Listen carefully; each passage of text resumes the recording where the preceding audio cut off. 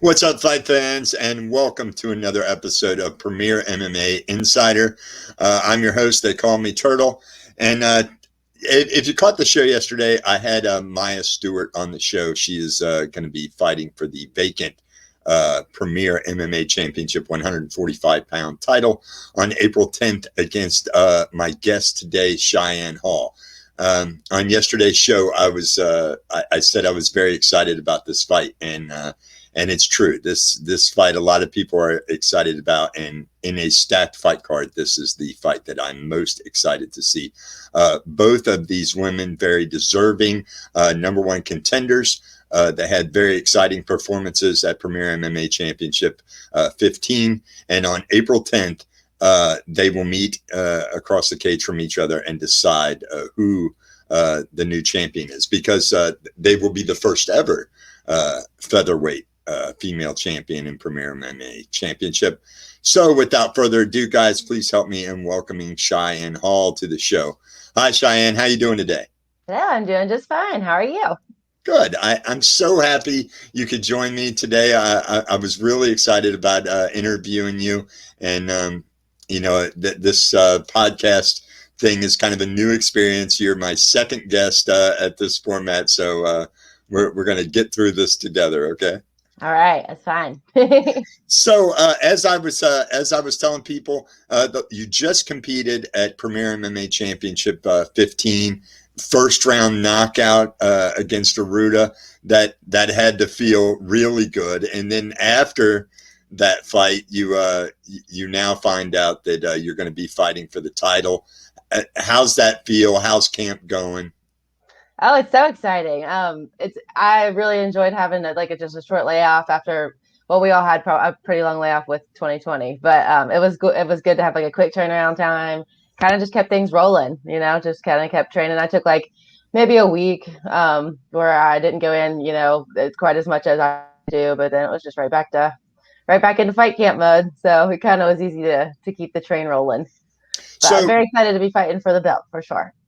So with that long layoff, during COVID, with that long layoff during COVID, and then you get that fight with the quick turnaround, was it your plan to stay active, get another fight as soon as possible? Yeah, actually, last year the plan was last year to fight like 3 times, and then hopefully do a couple jiu-jitsu tournaments, and then of course all of that, that didn't happen for anybody last year. So this year I felt like I had some catching up to do, which is probably not necessarily the case, but whenever you're trying to, keep your goals rolling and you got stuff you want to accomplish, I definitely wanted to stay active, whether it be with another fight real fast or a jiu-jitsu tournament or a kickboxing fight or whatever I could find. So I was really pleased that this ended up coming through for us, for Maya and I. It sounds like you're a very busy person. You have a lot going on. So, as you said, you're excited to fight for the title. Maya is a 4-1 fighter. You're now 3-1. Great records for both of you, and a very well matched fight. I know when I talked to her yesterday, she didn't get to see your fight at the event because you fought prior to her. So I guess she was like, in the zone or whatever. But for you, you were kind of celebrating, and Maya's fight lasted quite a bit longer than yours did. So did you get a fight or a chance to see that fight at the event, or did you see it afterwards? I did. Well, I sort of saw it during. I was visiting with some of the people that came in to watch me, and we were celebrating and talking about the fight and giving hugs and taking pictures and all that jazz. So I was doing a little bit of that and a little bit of watching the fight, but I did get to watch her at the event, and she and I have been matched on a couple other cards that fell through last year with COVID. So I was kind of paying attention just because I knew that eventually she and I were going to be matched together. So. I did try to watch a little bit of it, but I went back and watched it afterwards, after the fact, and got to watch the whole thing instead of just pieces. So with you guys, have been kind of anticipating fighting each other for some time now. I know with your last opponent, there was no way to really train for her specifically. But with Maya kind of being on your radar, are you able to train for her specifically? Or, just so you know, if you didn't see the interview yesterday, I asked her a similar question, and she said that she was more focused on what she does, which is a common response that fighters give me to that question. But I also find that I think if you have the opportunity to train specifically for a specific opponent, you're going to do that. What's with you? Is that what you're doing, or? Well, so I kind of take the same approach where I'm just improving on the things that I know that I needed to improve on from last fight, because even though it wasn't the longest fight that I've had, there are things that I went back the very next day and I was like, oh, what was I doing there? But so I kind of took the approach of just improving myself, and then and there were certain positional things where I thought like she might do this here, and I would take that into account during my training.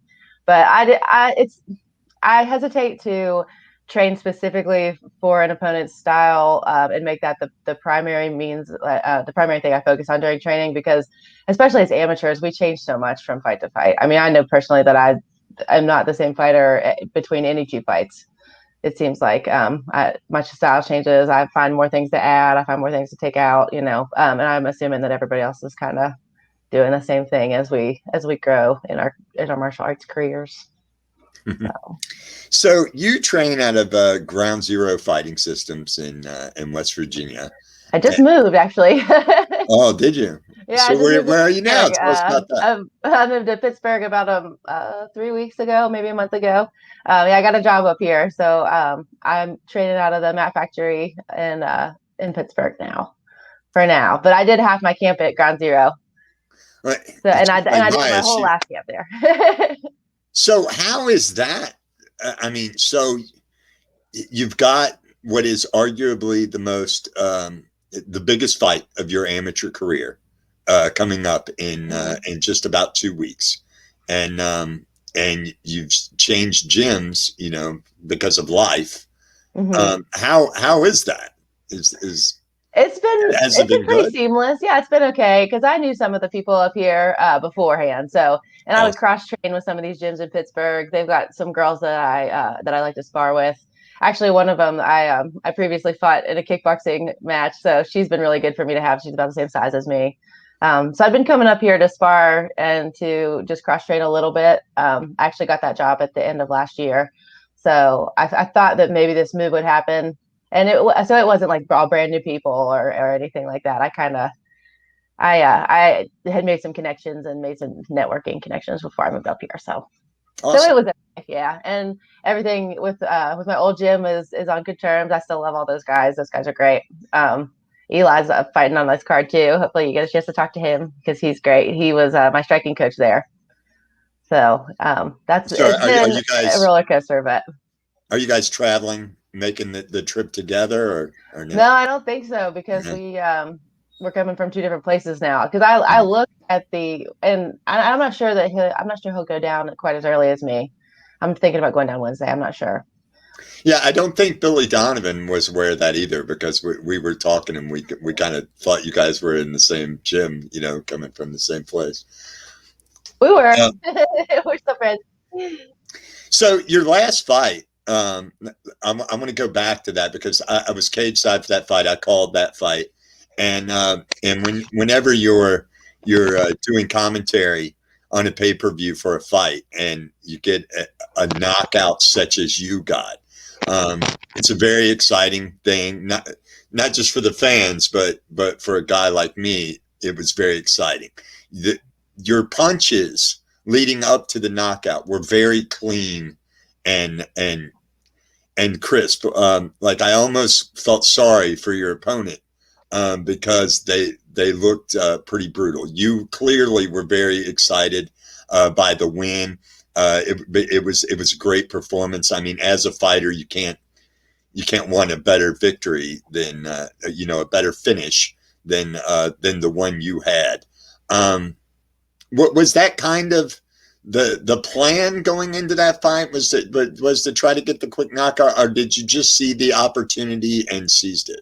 Yeah, I just kind of saw the opportunity and seized it, I guess. We didn't really have that much of a plan as far as what we were going to do specifically for her because she was kind of a ghost.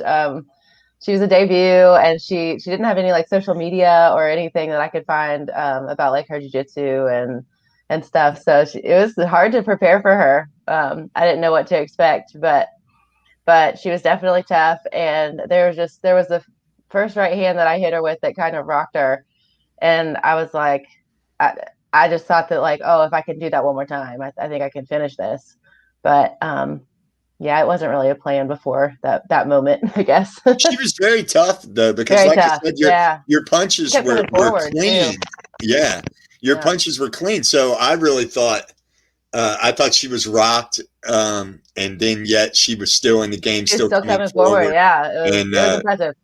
yeah, yeah, and it was your birthday that It night, and then was. reading some of your previous interviews, I noticed that you had competed previously at some point a couple of years before on your birthday.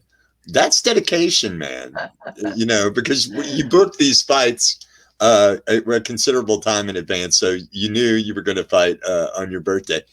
That kind of tells me that you must really enjoy competing if you've got no problem spending your birthday doing That was the best way to spend a birthday.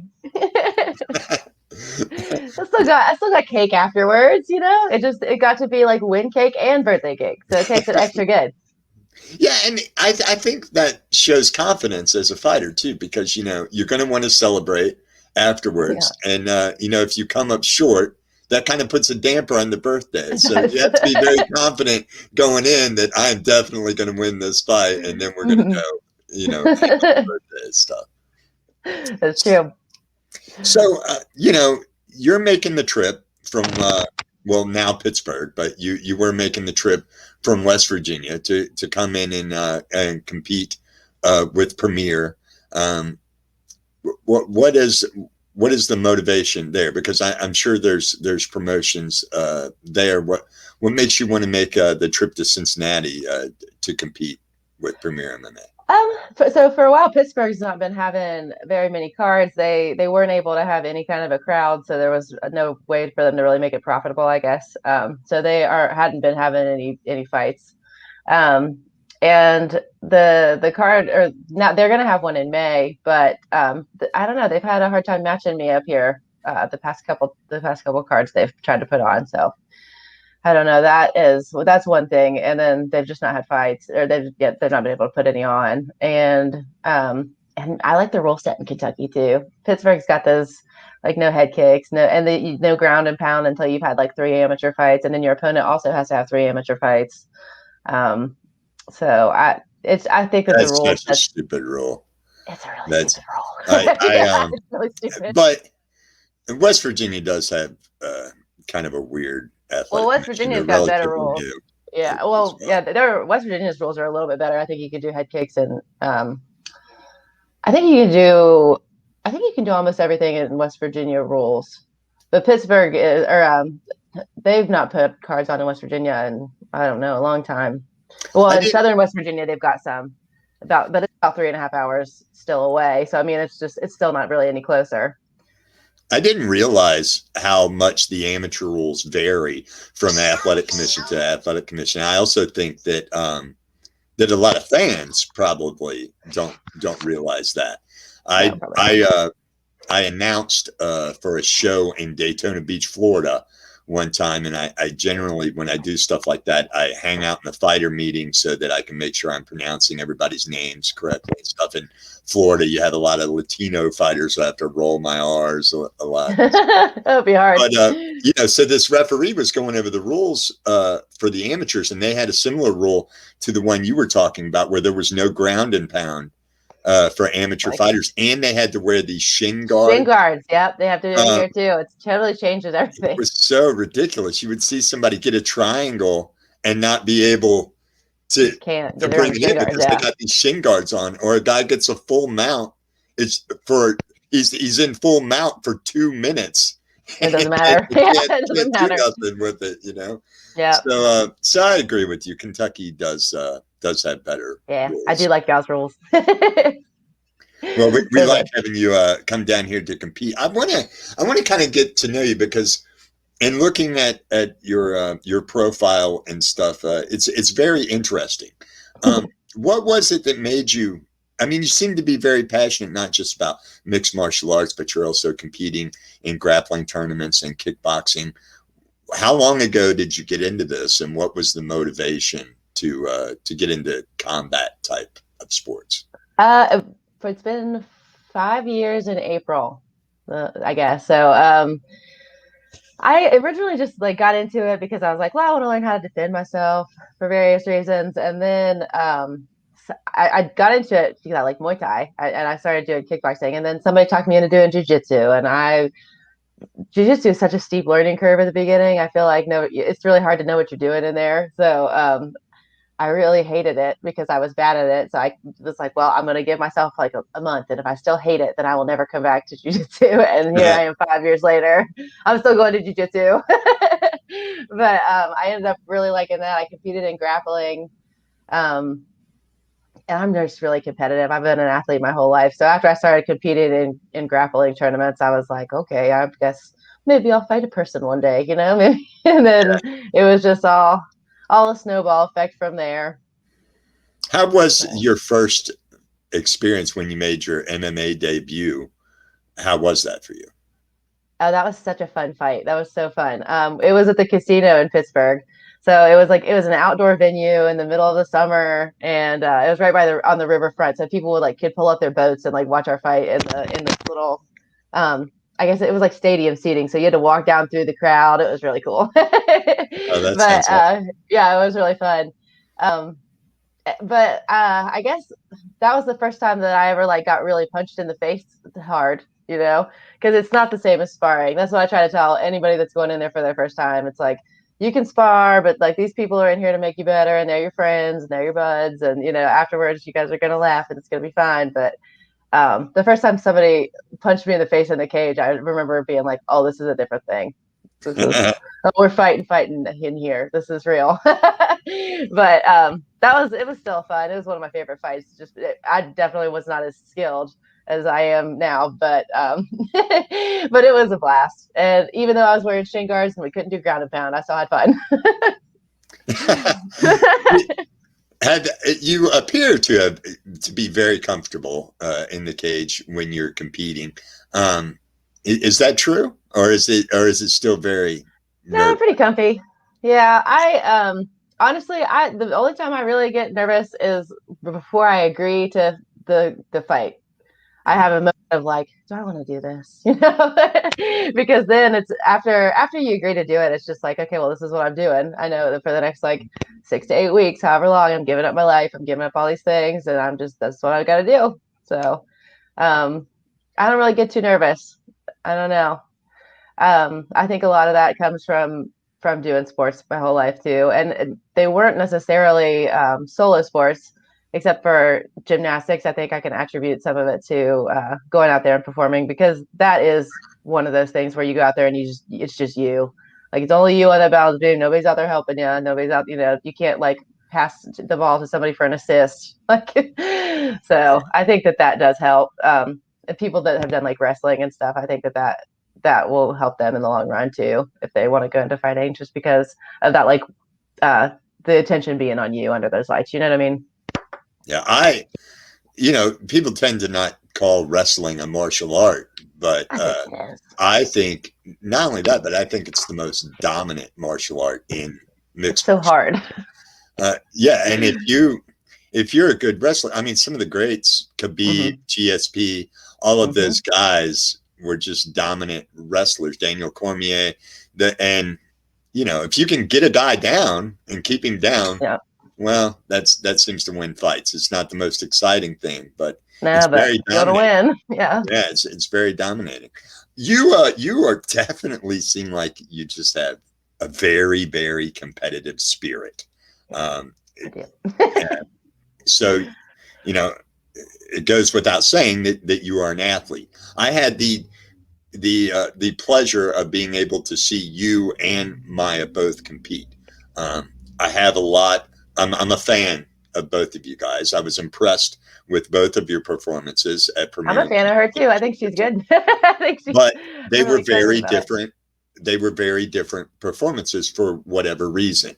Mm-hmm. You got the finish very early in impressive fashion. Got in, got out. Maya, who was fighting somebody who I'd seen compete many times, and I think halfway through the fight, it was clear that she was dominating the fight, that she was in control, that her game plan was being implemented. She was able to keep her at a distance, not take any damage, and hit her at will with whatever she wanted to do. But for some reason, um, uh, Maya seemed to not want to go for the finish, that she just seemed to be having fun in there, liked to be throwing stuff and being in control of the fight, and seemed very confident that she was going to win a decision. I don't know if that was the plan but having the point of view that I had from the cage, I could see that she was very, very comfortable in the cage. Mm-hmm. That is what makes this fight so exciting to me, is to see two fighters who are very good and seem to have very different approaches, at least from what I've seen of you guys. I'm legit excited for this fight. I'm legit excited to have a new 145-pound champion crowned. What are your thoughts on how this fight is going to go down, and do you have any words for Maya Stewart going into this fight? Oh, I'm not exactly sure how this one's gonna go. I'm excited that it's 5 rounds, so that's gonna be pretty fun. I don't know. I don't know how it's gonna go because I did enjoy watching her fight because she was so comfortable in the cage, and she does seem like she really enjoys it. Like she really likes fighting, and so do I. So I think that it's gonna be a great one just for the fans to watch. But I don't know. I never know how they're gonna go, and I never want to call it. Right. So. Fair. But the only That's words I fair. have for her is that I'm excited to do this finally. I have a lot of respect for her as an opponent. She always shows up. She's very professional. I like her attitude about it too, and I'm excited. I'm excited to do this finally. I'm excited to see it, as are a lot of people. I want to take a minute to acknowledge your awesome dog that's in the background, Hey, and buddy, he's making a I den. thought maybe you might want to introduce him Oh, this is to everybody. Cash. Cash. He needed a feature. Senior Bob. He's actually been really behaved for this. I'm pretty surprised. Well, it's nice. That's his office Nice chair. He's the boss around here. Yeah, he In looked case you like can't tell. he Yeah. was getting comfortable back there for your interview. He says he thinks that it's his turn next. So he's just making sure he's comfy. He's like waiting for his coffee cup. So, real quick, but before we start to wrap things up, you know, this is we were off for a year. For everybody involved in combat sports, you know, the COVID-19 pandemic affected everybody in different ways. But for us that are involved in combat sports, man, I got to tell you, it was really weird. Like you didn't know when things were going to come back, if they will ever be the same. Um, Mm-hmm. no matter who you are, whether you're a gym owner or a promoter or a fighter, Mm-hmm.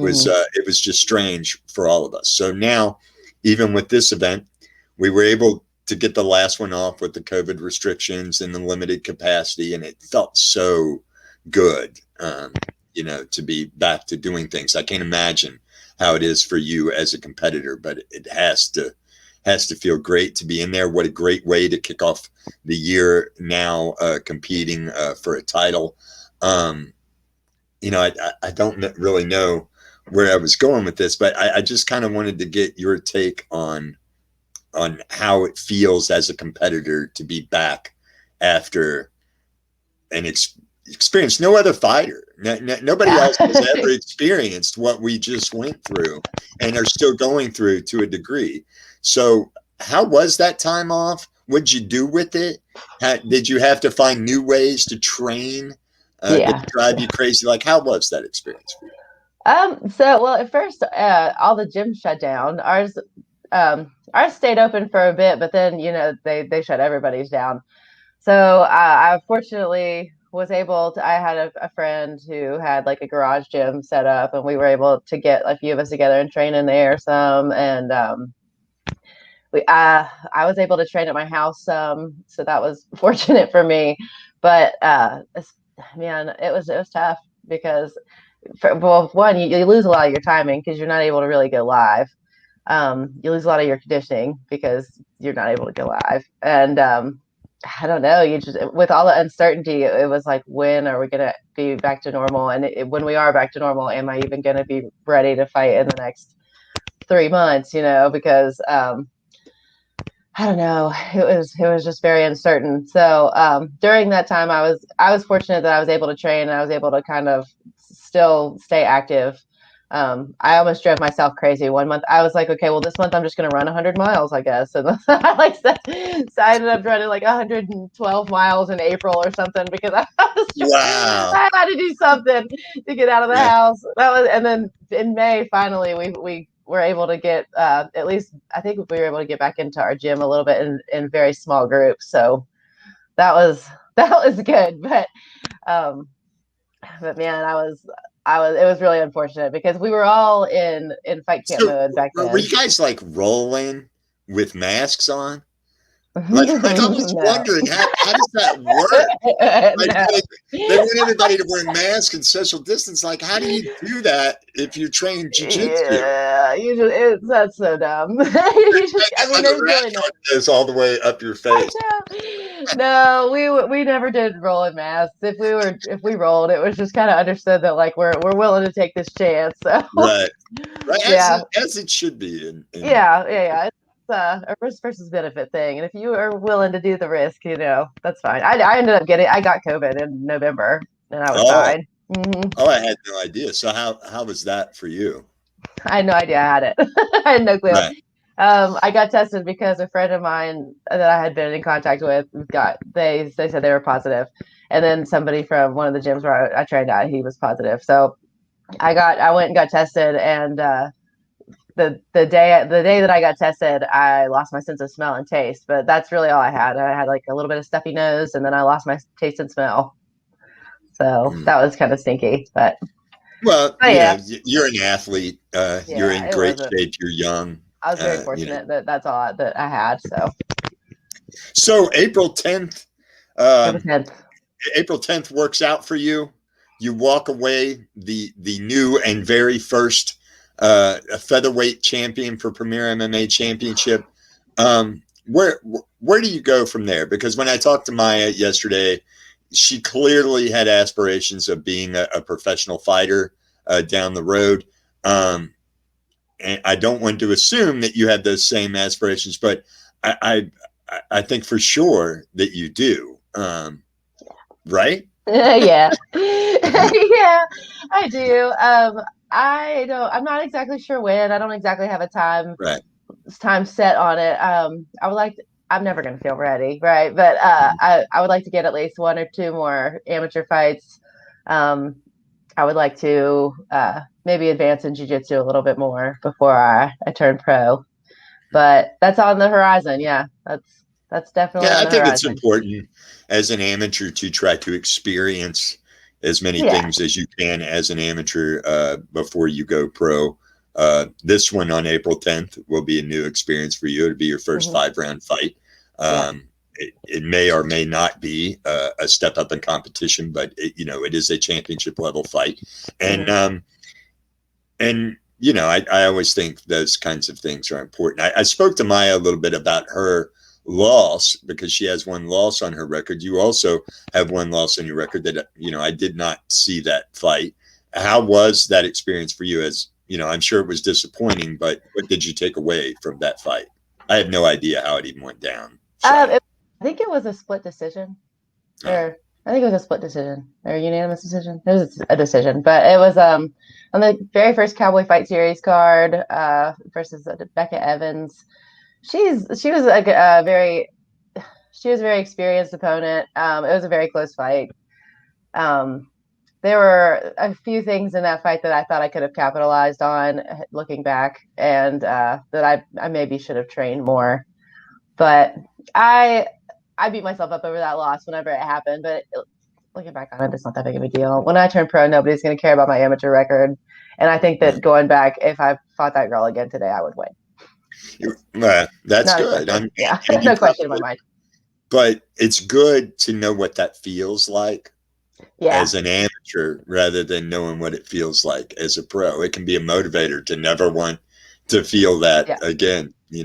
I've Hmm. seen, I've seen amateur fighters who just go on a tear. I've seen 10-0 amateur fighters who never got their first loss until they went pro, and then it was like they had a hard time dealing with how to wrap their head around it. I Yeah, don't think they're the same. So it's good to get that out as an yeah, amateur. yeah. Um, And you got to not let it control the direction that you go with your training either. Like I've seen a lot of people that have their first loss and then they completely fall off. That's not the best way to be. But you also don't want to be having to make those decisions in that experience. I think the first time as a professional, because there's a lot more at stake. I think once right. you're up there. Well, So, the record's set in stone anyway. You know what mm-hmm. I mean? Like the Yeah, amateur record completely goes away once yeah. you go pro. Nobody Nobody cares. cares. Nobody cares. Right. Well, man, I really enjoyed this. I can't thank you enough for taking time out of your super busy schedule. Oh, you're Um, welcome. we're really looking forward to this fight. I'm so glad to be a part of it. And so, before we go, do you have any parting words, people you want to thank, acknowledge, or Yeah, I guess I would like to thank both my gyms. I would like to thank all the people from Ground Zero who helped me get ready, and all the people from the Mat Factory who helped me get ready. Um, I really can't overstate how helpful they have all been in getting me to where I am right now as a fighter. So, and my family, and God, and my friends, and my dog, because he's like my number one training partner, dude. Yeah, he's got a pretty good single leg takedown. Yeah, Well, again, I thank you so much, and I got to tell you, I think from what I've seen and talking to you today and your attitude, I think you have a very bright future in front of you. No matter what you try to do, I wish you all of the best in the world in this sport. It's an exciting journey, and I'm excited that you have that in front of you. thank Um, you. on April 10th.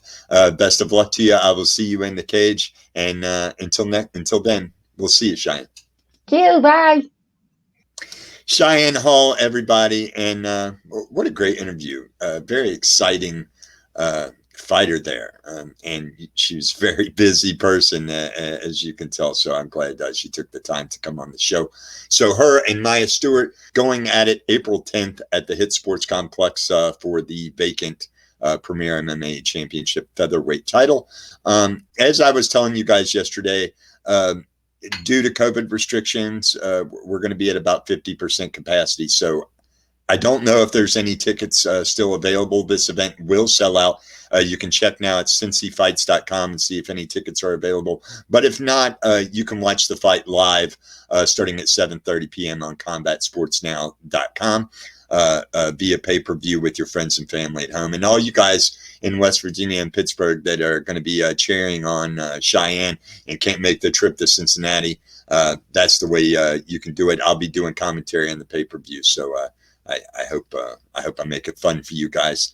To everybody tuning in to these podcasts as I put them out, thank you so much for the support. I really appreciate it. Try to like and subscribe on our YouTube page. That helps out. Takes only a couple of seconds, and we really appreciate it.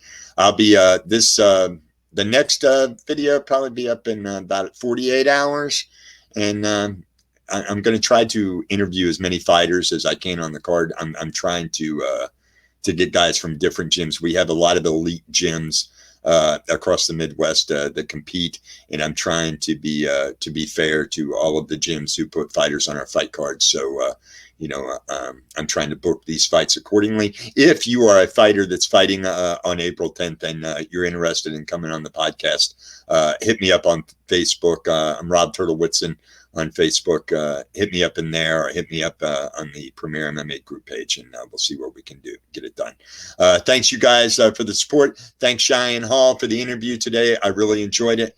And until next time, guys, see you next time.